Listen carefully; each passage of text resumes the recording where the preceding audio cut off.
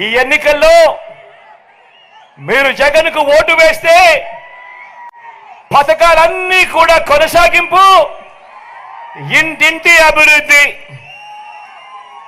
అదే పొరపాటున చంద్రబాబుకు ఓటు వేస్తే పథకాలన్నీ ముగింపు, మళ్ళీ మోసపోవటమే. చంద్రబాబును నమ్మటము అనంటే కొండ చిలువ నోట్లో తలబెట్టడమే అన్నది ప్రతి ఒక్కరూ కూడా జ్ఞాపకం పెట్టుకోమని కోరుతా ఉన్నా. చంద్రబాబును నమ్మటము అనంటే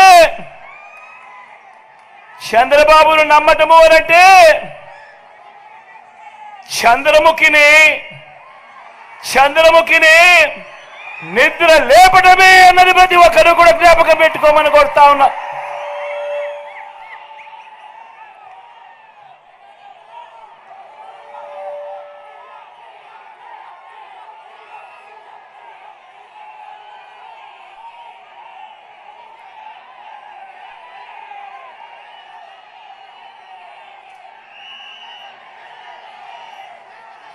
దేవుడి దయతో మీ అందరి చల్లని దీవెనలతో ఈ 59 నెలల మీ బిడ్డ పరిపాలనలో గతంలో ఎప్పుడూ కూడా జరగని విధంగా, గతంలో ఎప్పుడూ కూడా చూడని విధంగా నా అక్క చెల్లెమ్మల కుటుంబాలకు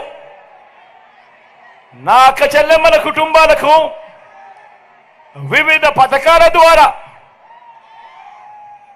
నేరుగా బటన్లు నొక్కి ఎక్కడా లంచాలు లేకుండా, ఎక్కడా వివక్ష లేకుండా నేరుగా ఇచ్చిందెంతో తెలుసా?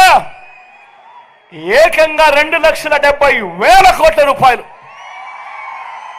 మళ్ళీ చెప్తా ఉన్నాను, రాష్ట్ర చరిత్రలో ఎప్పుడూ చూడని విధంగా ఏకంగా 2,70,000 కోట్ల రూపాయలు వివిధ పథకాల ద్వారా నా అక్క చెల్లెమ్మలకు మీ బిడ్డ బటన్ నొక్కడం, నేరుగా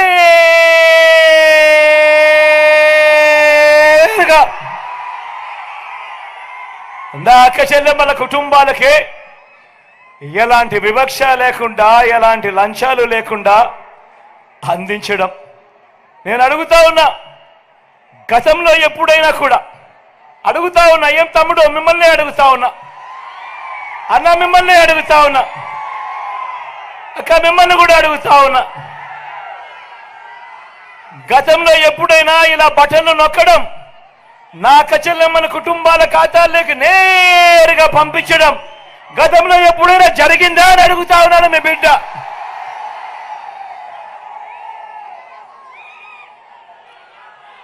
గతంలో ఎప్పుడూ చూడని విధంగా, గతంలో ఎప్పుడూ జరగని విధంగా రాష్ట్రంలో మొత్తం 4 లక్షల ఉద్యోగాలుంటే మీ బిడ్డ అధికారంలోకి వచ్చేదాకా కేవలం ఈ 59 నెలల కాలంలోనే మీ బిడ్డ పాలనలో మరో 2,31,000 ఉద్యోగాలు, అంటే 4 లక్షలు మీ బిడ్డ అధికారంలోకి రానంత కాలం ఉంటే కేవలం ఈ 59 నెలల కాలంలో మరో 2,31,000 రాష్ట్ర చరిత్రలో ఎప్పుడు కూడా జరగనిది మీ బిడ్డ పాలనలో జరిగిచ్చినది వాస్తవం అవునా కాదా అని అడుగుతా ఉన్నాను మీ బిడ్డ.